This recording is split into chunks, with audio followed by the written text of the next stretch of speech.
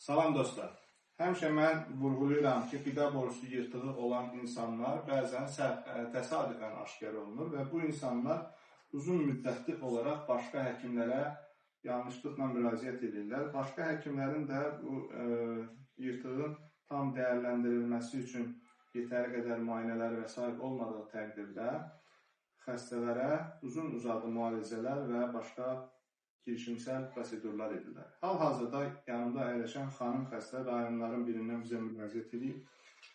Uzun illərdir ki, döş sümüyünün arxasında yanma, kürəyə vuran ağrı, göynəmə hissi, ağza qidanın qayıtması və s. kimi əlamətlərlə şikayəti olub və bu plistur şəklində ağrı tutduqda, nə qədər bundan öncə müraciət edəmişsiniz həkimə? O əməliyyat nə vaxt olub? 6 ay bundan.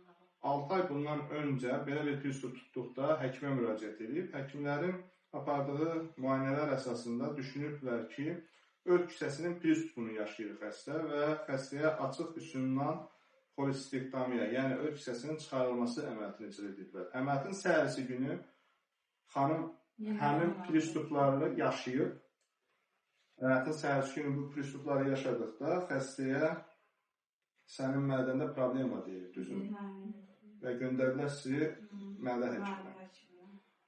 Və nəhayətdə 6 aydan sonra gəldi bizi tapdı. Bu günləri xəstəyə gastroskopiya eləmişik. Gastroskopiya əsasında böyük ölçülü diafragmal yırtığı var və mədənin fundusu döş boşluğuna doğru girir.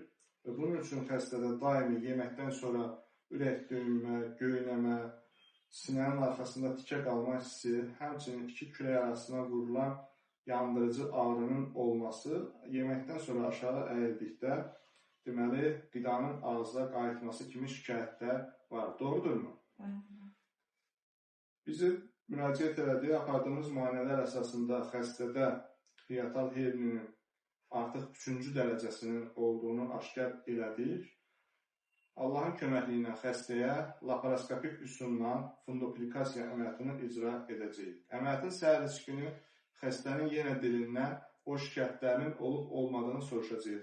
O halda xəstə özü hansı şikayətlə gəlmişdi, əməliyyatdan sonra hansı şikayətləri var. Mən əminəm ki, əməliyyatın səhərisi günü qeyd etdiyim şikayətlər sanki bıçaqla kəsilir kimi kəsiləcək və inşallah olmayacaq. Diqqətiniz üçün sağ olun. Əgər sizdə və yaxud yaxınlarınızda bu kimi şikayətlər varsa, xəstəni uzun-uzadı həkimlərə aparıb bir dəfə kardioloqa gedirlər, bir dəfə terapevtə gedirlər, səhvən bir başqa cərraha getdikdə götürüb ör kisəsini kəsiblər bu xəstədə. Beləsinə rast gəlməmişdim, buna da rast gəldim. Keçmiş olsun.